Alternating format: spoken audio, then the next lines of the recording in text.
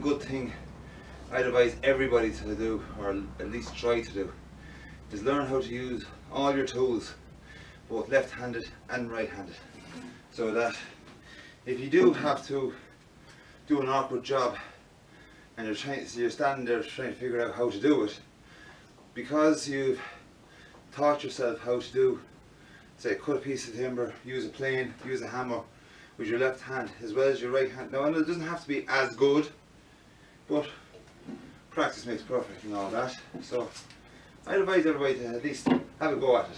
Plus, as well as that, if you're ever teaching somebody that is left-handed and you're right-handed, or vice versa, it actually helps you to get into the mindset of a left-handed person, because they have to use the tools differently.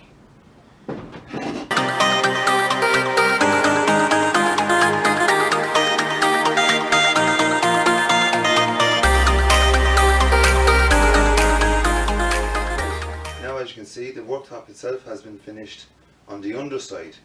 I've got this edge done, I've got the two ends done, and the top flattened, or the bottom of it flattened, should I say, because the underside of this is actually going to be the top. What I'm going to do next now is I'm going to start setting in the legs.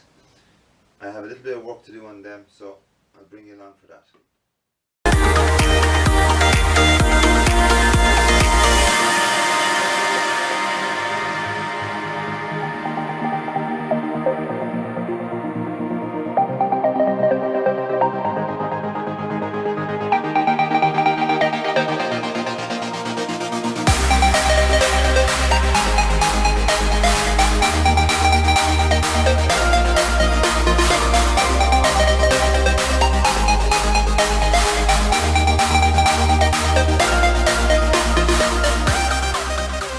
As you can see, I have all the legs planed down now, and they're all fitting into the joints perfectly.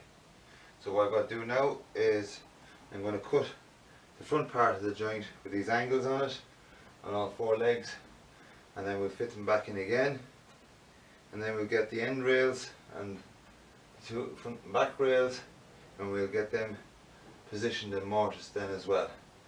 We should be pretty close. Yes, should be pretty close to getting finished at that stage. All the legs marked out, and I'm just going to cut away these two corners on all four of the legs.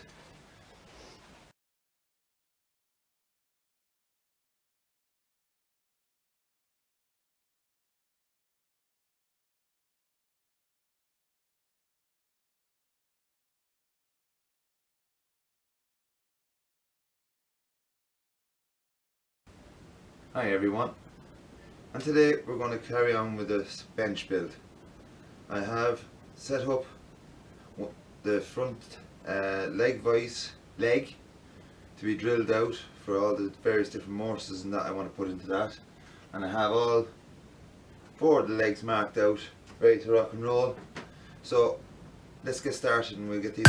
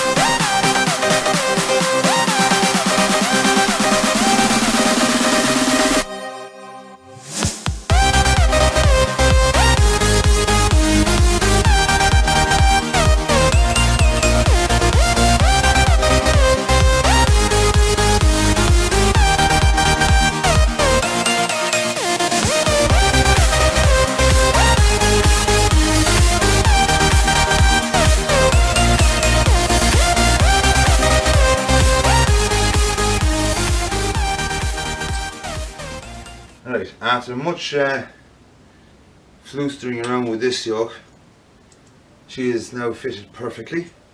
I have this back, the screw or the jack itself screwed into position, and I have it housed in, and I'm just going to put these two screws, they're just purely there just to hold this part in position. Other than that, they have no other function, and that's only for when you're unscrewing it. When you're screwing it in,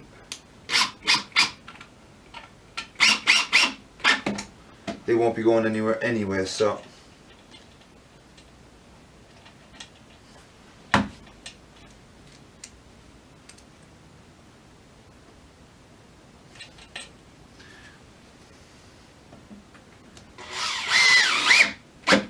now, that's that much done.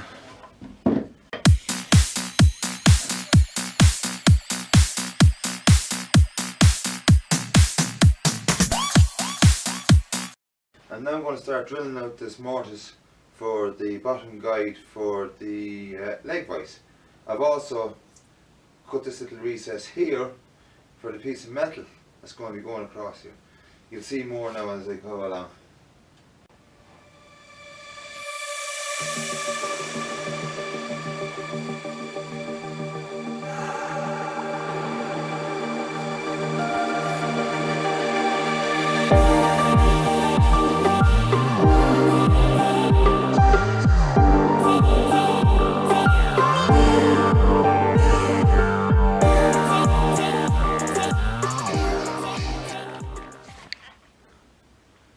Okay,